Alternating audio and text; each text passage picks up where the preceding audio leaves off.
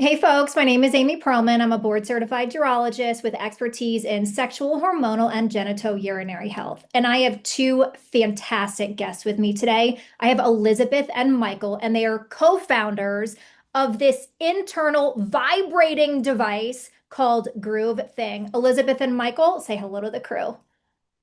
Hi, everyone. Nice to Thanks for meet you. having us. Awesome. So why don't we start with some brief introductions? Elizabeth, do you want to give it a go? Sure. I can introduce myself, and then Michael, who's our inventor, can introduce us and Groove Thing a little bit more. So I'm Elizabeth Dell. I am a serial sex tech founder. I think you get the bug and then you keep it. And I founded an app for romance and games called Amorous, and then was in the right place at the right time with the right mind, I guess, to be the second body ever to try Groove Thing, the world's first internal music player, and not only in a position to be as many bodies who have tested this to say, holy, what, oh my God, did you just do to my body? But to say, but I am also an educated brain and set of senses, and I know that this is categorically different than anything available in the sexual wellness markets today. We need to make a product out of this. This is a thing that not only is like, this is not a slightly different vibrator, but like womanizer, like air pulse technology, that was just a brand new idea, a brand new way to stimulate the senses. This is the same thing. It is a whole new class of how to experience pleasure. And I'm going to insist that you make it into a company with me. And that was 2 years ago. Yep. So yeah, that was the birth of Groove Thing in like a second. And now Michael can tell a little bit more about his journey to actually invent it and then where we're at.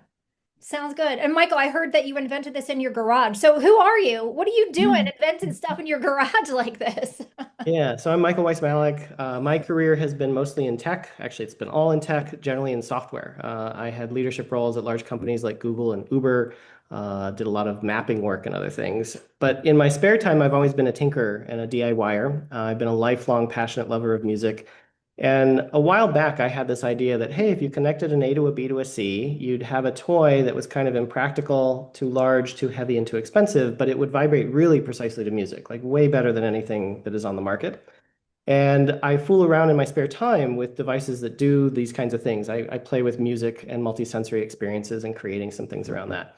And at one point, I discovered that there's actually a lightweight version of some of the components that is cheap and that is small. And so I went into my garage one weekend and was like, let's just make this stupid thing that I've had this idea for. And I made it. My goal was to do it just rough and just make it happen. A few trips to the hardware store later, I had a science fair project in my hand. It had wires sticking out of it. It had screws in the wrong direction. But it worked. It worked surprisingly well in hand. And then tested it in body, and I was blown away actually by what it did. I'd never felt sensations like this. And then found friends and folks who were willing to test as well, and consistently got that feedback. Most people who had an opportunity to use it in that first wave used it for over an hour. And Wow. most people who had a chance to use it a second time used it for over an hour as well. And so it quickly became apparent that this is a new thing. This is a different kind of thing that sits somewhere between audio and sex. So from software to hardware. Yes. Yeah. I'm sure you've heard that before. That was a pretty good pun on my part. I liked it. I was interested in it enough. I've left my career in tech, my traditional career, and I've been working on this full time for 2 years now. Wow. So can you explain, because I know you have ones that can be used for people with any types of body parts, right? So can you explain the device and actually what it does? Yeah. So there's two main components. The first component is very identifiable. This is like a Bluetooth speaker that you'd buy, and you stream music to it. You stream any music you want. It's not a closed ecosystem. You can connect a wire if you want, but Spotify, Apple Music, anything, and it plays the music for your ears. Separate from that is what we call the resonator. So this connects to the speaker base, and it has interchangeable attachment shapes. So this is the vaginal shape. This is our anal shape.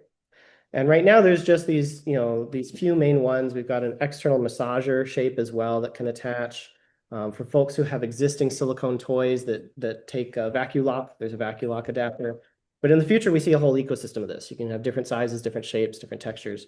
But yeah, so the usage is you lay back, you stream your favorite music to it, you adjust the volume and the intensity, you insert this, and you go hands-free because it's small enough and light enough that you generally don't have to fiddle with it, and you have an experience. The vibration precisely mirrors the music. You feel the difference between a high note and a low note. You feel textural differences between piano versus guitar. It's just a totally different way to experience your music. We like to say that it's almost like you've got a third ear down there, and a different way of sensing it. Wow, that's awesome. And I tell patients that their largest sex organ is their brain. Yeah. And this really helps you connect the two. That's amazing. Are there songs that seem to be more pleasurable than others? Yes, but it's different for everybody. It's like asking which songs are best on your headphones. Like Mhm. that just depends on you. But generally, anything that has a bass line works really well. Some people tend more toward high beat per minute, intense dance music. People tend a little more toward grindy, slower, softer stuff. Sultry, like, Um, yeah. but we've found every genre. Like I have wide-ranging taste, everything from classical cello music to again high intensity dance music. The the whole range of pop female vocalists have extraordinary bass in their tracks. And the first time I listened to T Swift and was like, whoa, okay. Gives you new That's appreciation. yeah. That was a whole thing. You Yeah. literally find things in music that you know well that you hadn't heard before. Mm. That's actually where the sort of third ear concept comes from because we find, or I find, even walking down the street when I'm not using it, I hear my music differently because you have this new way to interpret the music you're hearing. Like your brain picks up on the bass registers, some of them even sort of subsonic, like the kinds that are a little too low for your ear. And it adds more nuance to it because now your brain can say, "Oh, I know what this would feel like. Mm. I know what this sound has a physical component in my body now." And that it's really exciting. And it's also, Michael said it's an experience. This is something that's part of the real categorical difference and something I'm just really so excited to bring to people is this idea that unlike a lot of pleasure devices, which are tools, Mhm. and they're very good tools, but they are, you come to them saying, I want an orgasm. I want this specific set of sensations. I am picking up this device that will help me get from A to B, and then I will be done. This is a concert. This is an experience. You don't go to a concert to hear a finale and go home. You show up early so that you can hear the whole thing, so you can lose yourself in this experience you're having.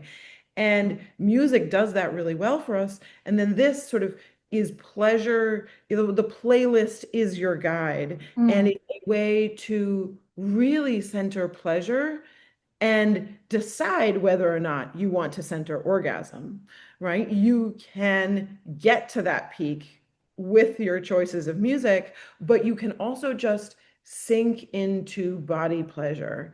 And I think that there's a lot of people who have have difficulty or have some sort of difficulties in their relationship with pleasure and sexuality and getting out of the mindset of this is executing getting orgasm, but actually being like, how do I feel embodied? How do I understand my own pleasure? How do I just enjoy the sensation of my body? Well, everybody or most people know how to enjoy music. The Mhm. idea of putting on headphones and losing yourself in your favorite music, your favorite memories, that's really accessible. And now we're saying, hey, you can bring that into your body and you can start to identify and start to live in the pleasure in your body. Yeah, there are so many reasons why I love this technology. And as soon as I heard about it, I was like, I have to connect because as soon as it's available, like I definitely want to use one.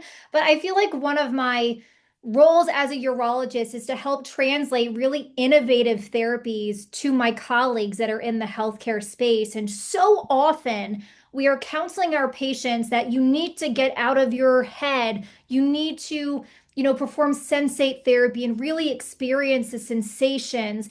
but it feels like a lot of work and it feels very unsexy. And I tell my patients that they need to engage in foreplay until I'm red in the face. And they know that it's important, but it's boring and it takes time and a lot of effort. And I feel like even though you're in the space of pleasure, this is going to be so helpful for like what we counsel people to do in our healthcare clinics. Like I see it as being like this bridge between pleasure and medical. Mhm. It's just going to make it more fun. And that's part of the enjoyment of the experience is it has an intensity that you don't have a choice. It steals your attention. Mm. I've had this experience over and over when we do a demo with somebody who's trying it for the first time, and I made the mistake the first few times that I had people try this. I started asking them about what's going on, and they're literally like, I can't talk right now. Like just You're you such a check cock the block. closet, because it's just it yanks your attention into your body. Like Yeah. you pay attention to the music in a very intense way because it's creating so much sensation for you. Yeah. Mm. And it allows for, I think there's this, you don't have to make your sensation. And I think sometimes it feels like homework when we have to be generative of everything, right? When we're told you have to do foreplay or you have to find a way to like come into a matched arousal and you're sort of like, okay, that's homework. I have to do a thing, but I don't know how to do a thing. One of the things that is so different about grooving is this sort of set and forget model. Like there's almost, I mean, you're not forgetting the experience, but it is not about you have to do. It's about take a playlist, put it in, and then enjoy riding that wave in the same way that, you enjoy the passing of nature, or you might like a book is like, we are going to deliver this incredibly pleasurable experience to you. You read and take it in, you take in the music in this new way, and you get to, and it brings you to all of these places. Yeah, I just know that like in my plan at the end of my notes, I'm going to start listing listen to music. Mm. And and music is already a way that we entrain with our partners. It's something that gets us in sync. There's science behind this. There's studies that, concert goers have synchronized breathing patterns disproportionate to just random chance, and synchronized heartbeat patterns disproportionate to random chance. And people have been mixing music and sex since the beginning of music and sex. Like this is a standard thing to integrate because it brings you in sync. It's a rhythm that you can kind of both entrain on. And this just brings that up to another level. And related to that, one of the interesting experiences is to use two devices at once, and you each have it inside of you. And this, the first time that this was tried, it was a shockingly connective experience. It's almost spooky because now you notice when your partner shudders or giggles or moans because you're having the exact same sensation at the exact same moment. And there aren't many things in sex where we can do that. It's usually one of you is doing something to the other. And you've got different equipment and different experiences of that. So this is an unusually shared way to have that pleasure. That's less work. Yes, And that gets too. people literally on the same wavelength. Yes. Yeah. I Yeah. love that. So how can people find out more information about this exciting stuff? Yeah. So the campaign is currently live on Kickstarter. You can reach it most easily by going to trygroovething.com, and that'll redirect you to the Kickstarter. And this is a pre-order system. So just to be clear, there's a series of steps you got to go through to create an account and then check out. But basically, you put down a deposit now, and we will be shipping. This is going to help fund the first manufacturing run. We don't have a mass set of devices yet.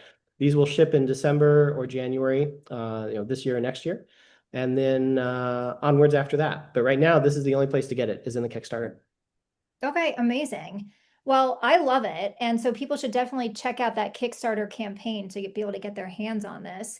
And it'll be direct to consumer. So that people won't need a prescription. People will just be able to Correct. order once it's commercially available. Yes. What Absolutely. colors are you thinking? You had a pretty awesome color there. Is this going to be Yeah. available in different colors? The main design, I didn't bring any of the additional colors. The main design is this sort of very flashy green, but we also offer some different trims. You can get this in a dark gray, so it's much more muted, and there's also a dark blue that's kind of an in-between. It's still a little colorful, but not quite as glowy. Same thing with The resonator cover is also swapped Yeah. out for that, so there's some color matching. I love it. Well, this is so fascinating, and I can't wait to share this video with my colleagues. I And love I it. think, the more that these innovative technologies come out that can help our patients have better sex and help people have better sex, even if they're not having bad sex, if they just want to have different or better sex, we have so many tools and devices and products at our disposal. And I think for me and my fellow sexual medicine specialists, we have to know about these things because medications are not going to treat everything. And sometimes maybe it's just some good music. Yep. Yep. Really good music. Yeah. Anything else either of you want to share with the crew? Mhm. I think that was about it. We're Yeah. just excited to bring it to the world. Yeah, I'm very excited. Awesome. Well, I'm excited too. Thank you both so much for your time today. Likewise. Thank you.